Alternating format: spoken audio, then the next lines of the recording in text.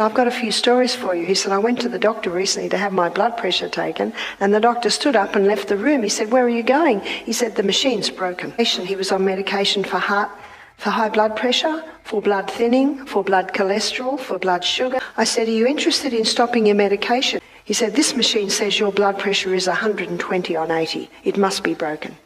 Henry said, that's my blood pressure now. God made herbs for the service of man. In fact, if the blood pressure's low, it'll bring it up. If it's high, it'll bring it down. Thank you for joining me. I'm Barbara O'Neill. If you're over 50 and concerned about high blood pressure, the health of your arteries, or how to protect your heart naturally, you're in the right place. Today, I'll share powerful herbal remedies that can help lower blood pressure, improve circulation, and support a healthy cardiovascular system.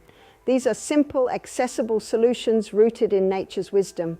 So keep watching, as this information could make a profound difference in your health. High blood pressure, often called the silent killer, puts immense strain on your arteries and heart. Managing it naturally requires a comprehensive approach, and one of the most effective tools at our disposal is herbal medicine. Let's explore some remarkable herbal drinks that can help you regain control over your blood pressure and overall heart health. Cayenne pepper. Cayenne pepper is a remarkable herb. And cayenne pepper has 3 effects. Cayenne pepper, number 1, thins the blood. Number 2 is a vasodilator. So I'm teaching you some medical terms here. Does everyone remember what a vasodilator is? It opens the blood vessels. So if the blood vessel's this wide, you take a vasodilator, it'll open it this wide. A vasodilator, vaso meaning vascular, blood system, it opens the blood vessels. So that's number 2, what it does, it's a vasodilator. And number 3, it strengthens the arterial walls. If I had build-up in my arteries, I would not have a bypass. What I would do is I would start taking 2 capsules of cayenne pepper 3 times a day. In the book Back to Eden by Jethro Kloss, he devotes half a page to every herb, 10 pages to cayenne pepper. He quotes 2 doctors. One doctor says it's impossible to abuse cayenne pepper. Do you know what that means? You could have a bucket load of cayenne pepper a day and it won't hurt you. But I don't know anyone who's done that. Back to Eden. Back to Eden. It was written in the early 1900s. It's almost called the Bible on herbs. Strengthens the arterial walls. Some people say, but is that safe? Does anyone ever say to their doctor when they're given cholesterol-lowering medication, is that safe? Or when they're given aspirin, is that safe? Do you know, they're not. They're not. But remember what the doctor says, it's impossible to abuse cayenne pepper. It might feel like it's burning, but it's tingling. The other doctor said it'll never cause a lesion. You know what that means? It will never damage the lining of your gut.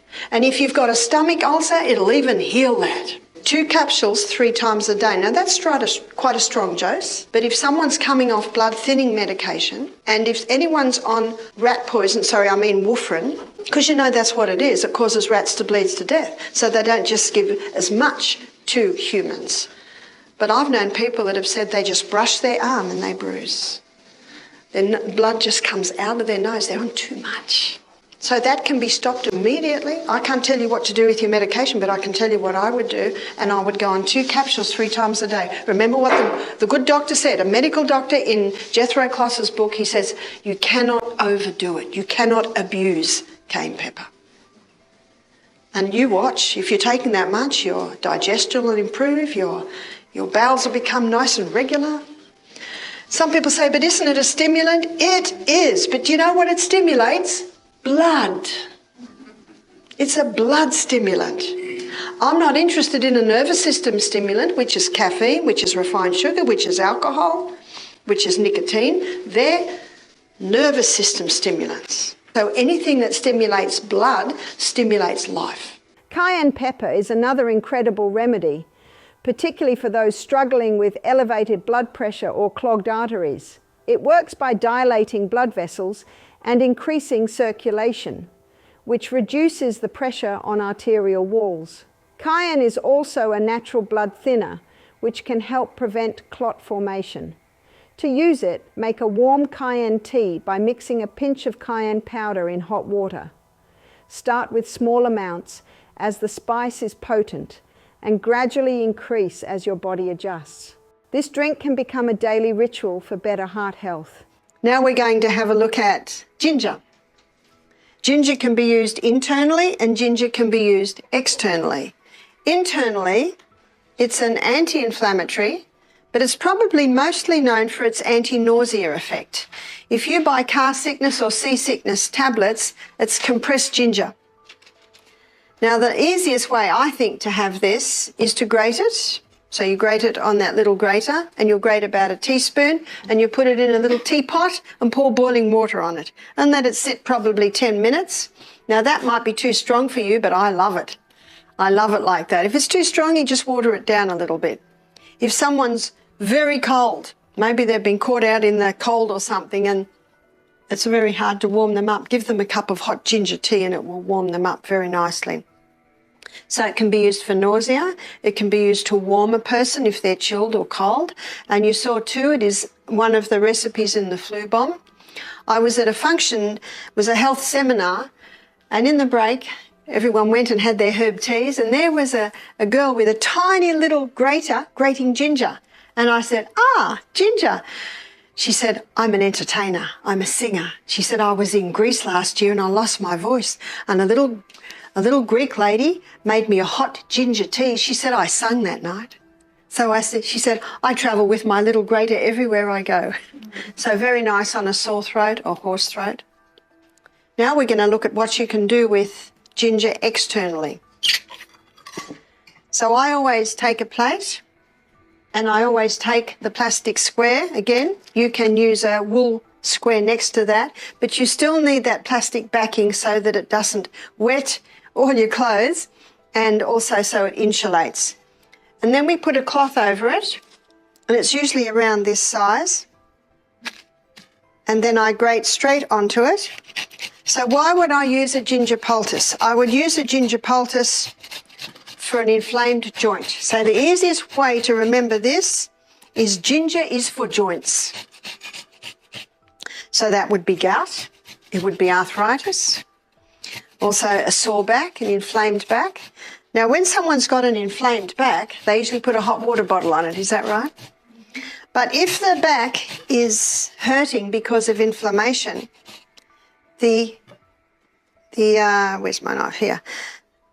The hot water bottle will relax. And you know, the reason why the hot water bottle relaxes is because when we're in pain, the muscles around that area tighten and cramp. Basically, they go out in sympathy with the pain.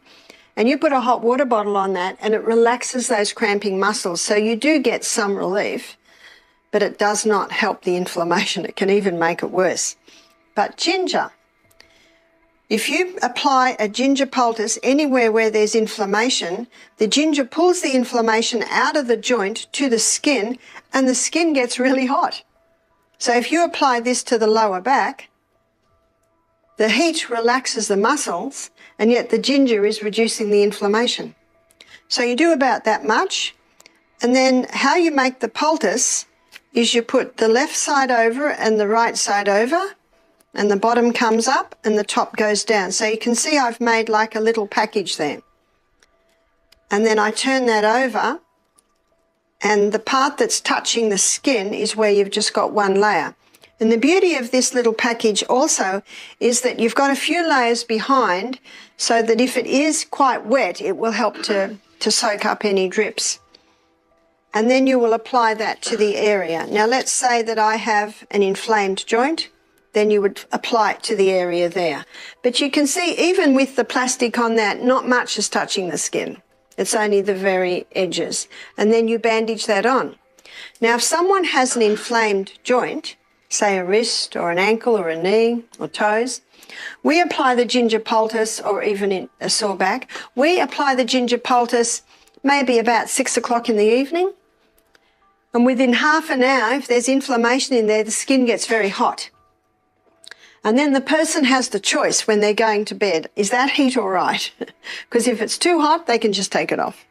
But if it feels good to them, they can go to sleep. If you put it on just before bed and the skin gets really hot, it could wake up and cause discomfort. But when people have gout or arthritis, the heat is usually very, very nice. And again, for a sore lower back, it's very nice because, again, it pulls the inflammation out of the joint and the heat relaxes those muscles that tend to cramp whenever there's pain. So I'll tell you the story of a lady who saw my lecture on YouTube. She emailed me the story and she put the ginger poultice on her sore knee. She was so excited it reduced the pain by 50%. Ginger is a favourite of mine, not only for its warmth and flavour, but for its incredible cardiovascular benefits. Ginger naturally dilates blood vessels, enhances circulation, and lowers blood pressure. Its anti-inflammatory properties protect the arteries, reducing the risk of plaque buildup and blockages. A strong ginger tea made by steeping fresh slices in hot water is an excellent way to enjoy these benefits. It's fascinating how such a simple remedy can have such profound effects on your health. So I'm going to start with one that I'm not going to touch, and you'll know why I'm not going to touch it, because it is stinging nettle. And I found this wonderful specimen this morning. Stinging nettle. Did you know that in the little cottage gardens when people first settled when Australia was first settled, the English colonies, and they had gardens, they always had a bed of stinging nettle. And stinging nettle can be used in a stew. You can use it like spinach, and we want rubber gloves on it, really thick rubber gloves, and you cut it up and you put it in your stew. And as soon as it cooks, it limps. And when it limps, of course, you've got no more of the prickly things, and also it annuls, so to speak, the stinging of it. But if you are weeding in the garden and the nettle does touch you, there is a remedy, and it is dock. And dock is the remedy for if you get touched by stinging nettle. And often you will find them growing together, which that was very nice of God to do, is to grow them together. And if you do touch the stinging nettle, and it certainly stings, I think one of the worst one I had one day, I was in my garden and there was a celery plant gone to seed. And I knew that it was going to take a lot of strength for me to pull this out. I'd already loosened it with a fork, so I grabbed it hard, knowing I'd have to pull it hard, and guess what was growing right next to it? Was stinging nettle. So it wasn't just a brush or a touch, it was a grab. Oh, that was a mighty sting, and it was all inside here, and it kills. Do you know the stinging nettle is the same as in the ants that sting? It's actually the same chemical. And I'm looking around and I saw it and I grabbed it, and you just chew, spit out, because it's the juice of the dock. So I grabbed the dock and I chewed it and spit it out, and then I held my hand. Oh, it's incredible the relief that it gives. And if you really want to know the leaf, you can come up and touch it, and then we'll quickly get the dock. But there's only a little bit of dock. But the juice in the dock will bring relief and negate the sting from the stinging nettle.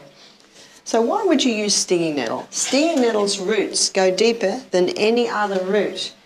And because the roots go so deep, they are able to access minerals way down deep in the earth. The top plants can't actually access the minerals that the roots get if they're way down deep. So this stinging nettle, and you can almost tell because it is so dark green. You see, the darker the green, the higher the mineral content. So at Misty Mountain Health Retreat, we serve our guests breakfast like a king and lunch like a queen and tea like a pauper. And so the evening drink that we give our guests is broth. And we cook onions with the skin on it, and potatoes with the skin, and celery and all the celery leaves, and we slowly cook that for about 4 hours. And in the last half hour, we'd put stinging nettle in. And for a maybe 5-6 litre pot, we'd put about that much stinging nettle in. And then before we serve it, we strain it. So all the minerals that are in all those vegetables and all the minerals that are in that stinging nettle go into the water. So I say to our guests, aren't you glad we don't ask you to eat stinging nettle? We just drink the water from it. So all the minerals that are in the plants are now in the broth. So we strain that. And what we strain out is basically not good for much because all the minerals are now in the water. And I know an old Aussie habit, the ladies used to cook their veggies on a Sunday and cook their roast, and then the water from the vegetables they would make their gravy with. That was because it gives a nice flavour. You know what the flavour is? The flavour is minerals. So before we serve our broth, we put a couple of spoons of Celtic salt in it, and our guests love that broth at night. It really is what women used to call stock, yeah? And they'd have their big old fuel stove and a big pot, and they'd cut up their carrots and put the tops and the ends in, and they cut up their onion and put the onion skins in. That's basically what we do. First 2 days at Misty Mountain Health Retreat are juicing days, so we just put the veggies together. But on the cooking days, there's always a broth pot in the kitchen. And, when the parsley is being cut up, all the sticks from the parsley, they put in the broth, and it's the best stock. So, feel free to do that. Feel free to put your stinging nettle in, make a nice big broth pot, because then you can freeze it in little containers, and it's a great base for soups, great base for cooking your legumes, and a great evening meal is just having that cup or two of broth. Very high in minerals. The nettle is also reported to help with the inflammation of the prostate gland. The nettle, being very, very high in minerals, is high in iron, so it's very good for people who are a little bit challenged with anemia. But the main cause of anemia is low hydrochloric acid, and tonight, in my lecture on the gut, I'm going to show you how you can boost hydrochloric acid levels to heal anemia, to help get that iron out of the food. So that's what you would use stinging nettle for. Stinging nettle may seem like an unassuming weed, but it's a powerhouse when it comes to lowering blood pressure. This plant is packed with iron, magnesium and calcium, all of which support healthy blood vessels and regulate blood pressure. Nettle also acts as a natural diuretic, reducing excess fluid in the body that can contribute to hypertension. Brew it into a tea by steeping a handful of dried leaves in hot water.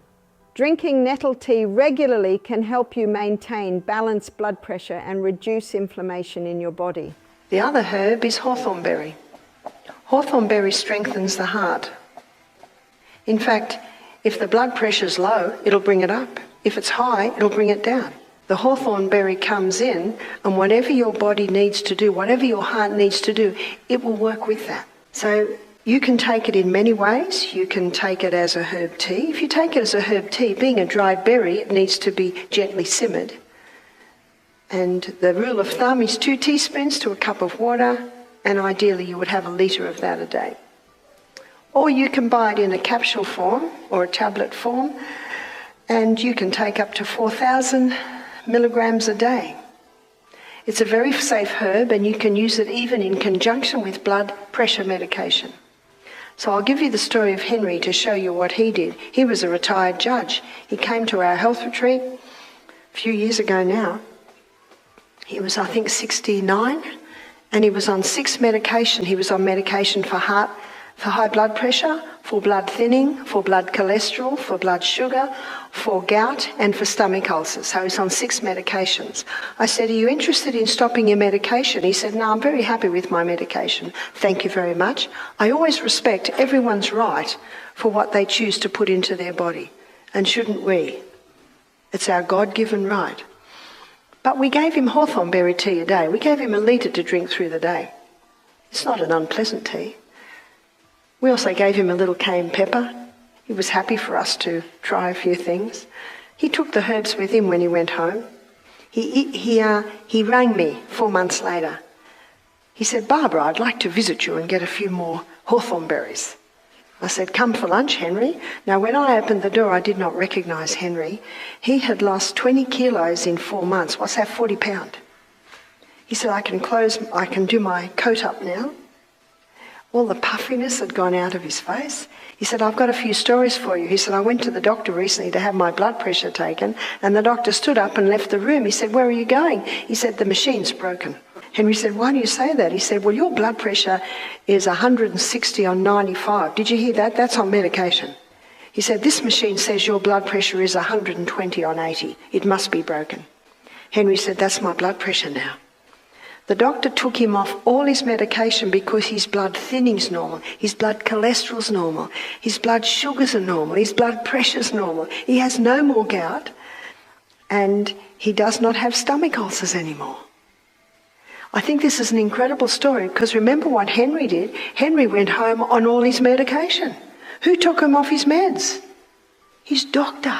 Because if the doctor didn't take him off his meds, his blood pressure would go too low, his blood thinning would go too low, he'd start bruising all over the place because drugs come in and say, get out of my way, I've got a job to do whether you need it or not. Not the herbs. The herbs work with the needs of the body. I said, tell me what you have for breakfast, Henry. He said, I have a spaghetti bowl of whole grain, I usually cook some millet or rice or buckwheat. I have fruit, I have coconut cream. Did you hear that? 40 kilos lost on coconut cream. He said, I have chia seed and the ground flax, and I have a slice of sourdough spelt toast with avocado and tomato. That's not a light meal, is it? He said, I don't eat until lunch. He said, I have big salad, I have steamed vegetables, I have some sort of legume protein, and I might have another slice of sourdough spelt toast with avocado and tomato. And he said, and I do not eat again till breakfast. A very decisive man. So he lost 40 pounds on that diet? That's not a light diet.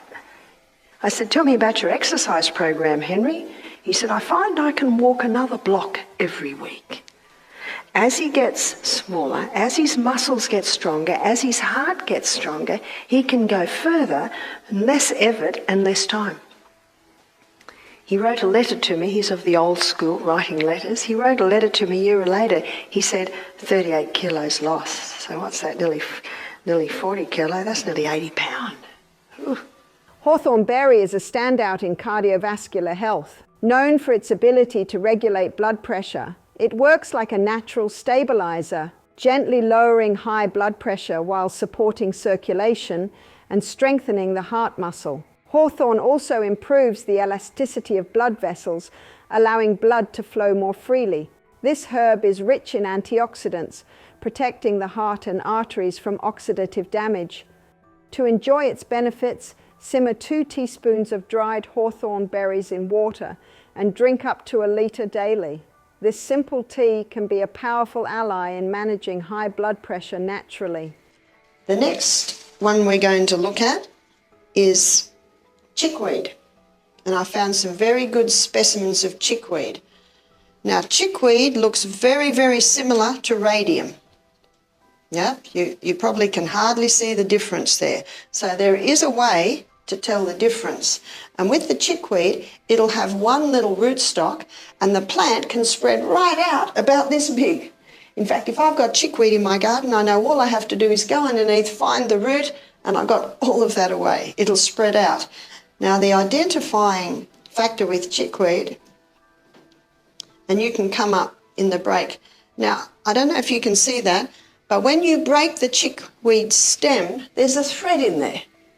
So that's held together because there's a little thread inside the stem. So that's the identifying factor with chickweed. And chickweed is a delightful herb. Feel free to come up and have a chew of the leaf. It is not bitter at all, so it's very, very nice in your salads. My first husband was a drug addict and an alcoholic, and I had 6 children in the rainforest, no electricity. Sometimes times were a bit tough and there was not a lot of money around. In fact, when times were tough, we ate lentils and chickweed, and we did very well. So the chickweed can be thrown in your soups and your stews, and all the minerals will go in there. But you can see how the leaf is not as dark as the stinging nettle. It still has some iron, it still has some minerals, but it has quite a shallow root. I don't think I picked any root there. But medicinally, the chickweed is an anti-itch herb. And I know when my children had contact with chickenpox or measles, the next few days we're weeding in the garden, and my daughter Emma would say, leave the chickweed, Mum, we're going to need that. And for measles, chickenpox, itchy things, you can pour boiling water on it, and the tea, when it cools, you can put into ice trays. So you've got chickweed tea ice cubes. And when someone has an itch, they get that out, and you know what ice will do to itch? So if ever you've got an itch, don't scratch it, because when you scratch an itch, it brings relief. But then what does it do? It's even worse. And if the scratching continues, the skin can break, and if the skin breaks, then an infection can come. Whenever you feel itch, grab an ice cube and just hit it. Now, the beauty of making chickweed tea ice cubes, you've got a double effect of not only the ice to kill the itch, but you've also got the herb. If someone has chickenpox, measles, you can make a bath and throw a heap of chickweed in the bath. And they can bathe in the chickweed bath. Would you use it for a psoriasis? You certainly can. You certainly can.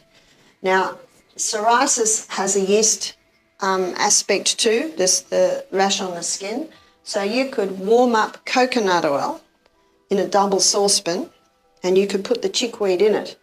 And you do that for probably about half an hour till the chickweed goes all limp and dark like it's cooked. And then you just pick the chickweed out. Now you've got chickweed ointment. And the coconut oil has an antifungal property, anti-yeast property. So that's an excellent ointment for things like eczema and psoriasis. You've got your anti-itch of the chickweed, and you've also got the antifungal property of the coconut oil. Can you see that? That will actually stay there. If I pull that hard, I can break that little inside thread. But that little thread in the middle is your identifying factor. So that's the main thing with chickweed. It can be eaten. It's got nice array of minerals in it, and it's anti-itch. Each of these herbal remedies offers a gentle, natural way to support your body's ability to regulate blood pressure and improve arterial health. They work best when combined with a holistic lifestyle that includes a balanced diet, regular exercise, stress management, and adequate sleep. As we embrace these natural solutions, remember that small, consistent steps lead to lasting change. These herbal teas, combined with a healthy lifestyle, offer a holistic path to lowering high blood pressure and protecting your heart for years to come. Thank you for being here with me today. If you found these tips helpful, please give this video a thumbs up and share it with someone who could benefit from it. Don't forget to subscribe and turn on notifications so you never miss out on more natural health solutions. Together, we can take charge of our health, one step at a time. So there ends my lecture on which has freed and revolutionized many women and men. Thank you.